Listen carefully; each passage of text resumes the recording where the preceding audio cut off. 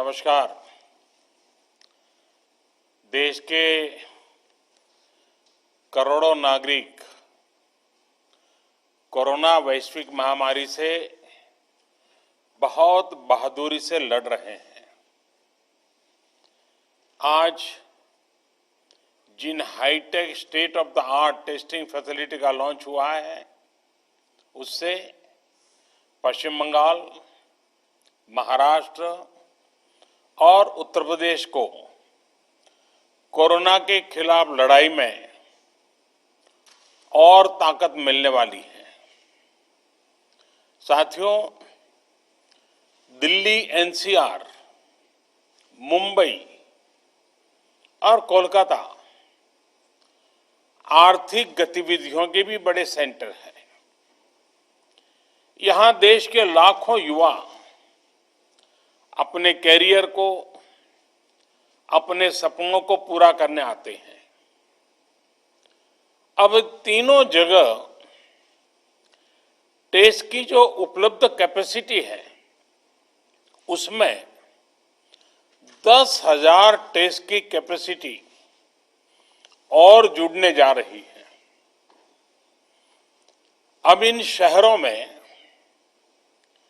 Test और ज्यादा तेजी से हो सकेंगे। एक अच्छी बात यह भी है कि ये हाईटेक लैब्स सिर्फ कोरोना टेस्टिंग तक ही सीमित रहने वाली नहीं है, और ये बात बहुत महत्वपूर्ण है। भविष्य में हेपेटाइटिस बी और सी, HIV, डेंगू सहित अनेक बीमारियों की टेस्टिंग के लिए भी इन लैब्स में सुविधा उपलब्ध कराई जाएगी। ऐसी व्यवस्थाएं तैयार करने के लिए Indian council of medical research ICMR और उससे जुड़े दूसरी संस्थाओं से सभी साथियों को भी मैं बहुत बहुत बधाई देता हूं। साथियों, देश में जिस तरह सही समय पर सही फैसले लिए गए, आज उसी का परिणाम है कि भारत अन्य देशों के मुकाबले काफी संभली हुई स्थिति में है। आज हमारे देश में कोरोना से होने वाली मृत्यु बड़े बड़े देशों के मुकाबले काफी कम है। वहीं हमारे यहां रिकवरी रेट अन्य देशों के मुकाबले बहुत ज्यादा है और दिनों दिन सुधार भी हो रहा है। आज भारत में कोरोना की देश में तेजी के साथ कोरोना स्पेसिफिक हेल्थ इंफ्रास्ट्रक्चर का निर्माण हो। इसी वजह से बहुत शुरुआत में ही केंद्र सरकार ने 15,000 करोड़ रुपए के पैकेज का ऐलान कर दिया था। आइसोलेशन सेंटर हो, कोविड स्पेशल हॉस्पिटल हो, टेस्टिंग, ट्रेसिंग और ट्रैकिंग से जुड़ा नेटवर्क हो, भारत ने बहुत ही तेज गति से अपनी क्षमताओं का विस्तार किया। आज भारत में 11,000 से ज्यादा कोविड फैसिलिटीज हैं, 11 लाख से ज्यादा आइसोलेशन बेड्स हैं। साथियों, जनवरी में हमारे पास कोरोना के टेस्ट के लिए जहां मात्र एक सेंटर था, आज करीब 1300 लैब्स पूरे देश में काम कर रही है। आज भारत में 5 लाख से ज्यादा टेस्ट हर रोज हो रहे हैं और आने वाले हफ्तों में इसको 10 लाख प्रतिदिन करने की कोशिश हो रही है। साथियों, कोरोना महामारी के दौरान हर कोई सिर्फ एक ही संकल्प के साथ जुटा है और वो संकल्प है एक एक भारतीय को बचाना है। इस संकल्प ने भारत को हैरतअंगेज परिणाम दिए हैं।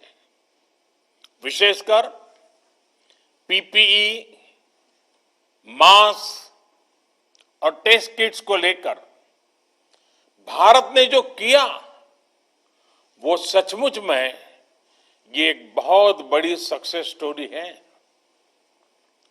एक समय भारत में एक भी पीपीई किट नहीं बनती थी। आज भारत दुनिया का दूसरा सबसे बड़ा पीपीई किट मैन्युफैक्चरर है। सिर्फ 6 महीना पहले देश में एक भी पीपीई किट मैन्युफैक्चर नहीं था। आज 1200 से ज्यादा मैन्युफैक्चरर हर रोज 5 लाख से ज्यादा पीपीई किट बना रहे हैं। एक समय भारत N95 मास्क भी बाहर से ही मंगवाता था। आज भारत में 3 लाख से ज्यादा N95 मास्क हर रोज बन रहे हैं। एक समय था जब भारत वेंटिलेटर्स के लिए भी दूसरे देशों पर निर्भर था।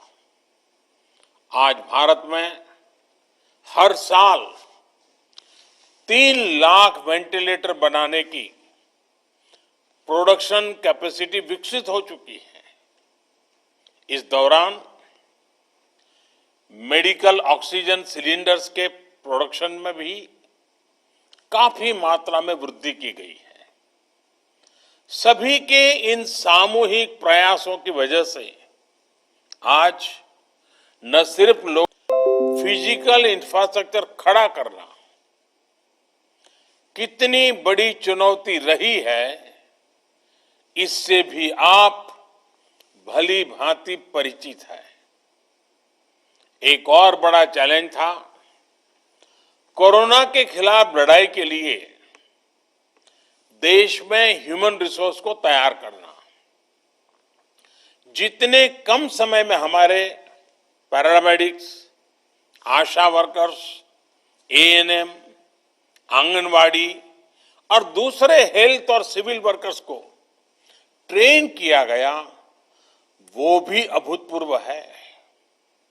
आज अगर भारत की कोरोना से लड़ाई को देखकर दुनिया अचंभित है, बड़ी बड़ी आशंकाएं गलत साबित हो रही हैं, तो उसका एक बड़ा कारण हमारे ये फुट सोल्जर भी है। साथियों, कोरोना के खिलाफ लड़ाई में आज हम उस स्थिति पर आ पहुंच चुके हैं जहां हमारे पास जागरूकता की कमी नहीं है। साइंटिफिक डेटा का विस्तार हो रहा है, संसाधन भी बढ़ रहे हैं। अब हमें राज्य के स्तर पर, जिला, ब्लॉक और गांव के स्तर पर डिमांड और सप्लाई के मैनेजमेंट को और चुस्त दुरुस्त करना है, मजबूत करना है।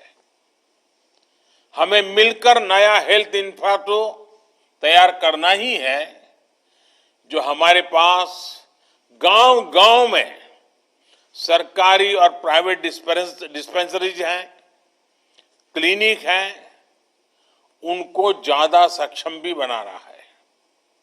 ये हमें इसलिए भी करना है ताकि हमारे गांवों में कोरोना से लड़ाई कमजोर न पड़े। अभी तक गांवों ने इसमें बहुत अच्छा प्रदर्शन किया है और इसके साथ ही हमें इस बात का ध्यान रखना है कि हमारे कोरोना योद्धा किसी तरह की थकान का शिकार न हो। हमें नए और रिटायर्ड जो भी प्रोफेशनल्स इस सेवा के लिए आगे आना चाहते हैं, ऐसे प्रोफेशनल्स को हेल्थ सिस्टम से जोड़ने के लिए भी लगातार काम करना होगा। साथियों, आने वाले समय में बहुत सारे त्योहार आने वाले हैं। हमारी ये उत्सव उल्लास का कारण बने, लोगों में संक्रमण न फैले, इसके लिए हमें हर सावधानी रखनी है। हमें ये भी देखते रहना होगा कि उत्सव के इस समय में गरीब परिवारों को परेशानी ना हो। प्रधानमंत्री गरीब कल्याण अन्न योजना का लाभ हर गरीब परिवार तक समय पर पहुंचे, हमें ये भी सुनिश्चित करना है। साथियों, हमारे देश के टैलेंटेड वैज्ञानिक कोरोना वैक्सीन के लिए तेजी से काम कर रहे हैं, लेकिन जब तक हथियार है, हमें खुद भी बचना है और घर में छोटी बड़ी आयु के सभी परिजनों को भी बचाना है। मुझे विश्वास है कि कोरोना के खिलाफ लड़ाई हम सभी मिलकर लड़ेंगे भी और जीतेंगे भी। एक बार फिर इन हाईटेक सुविधाओं के लिए बहुत बहुत बधाई देता हूं। आप सबका भी हृदय से बहुत बहुत आभार व्यक्त करता हूं।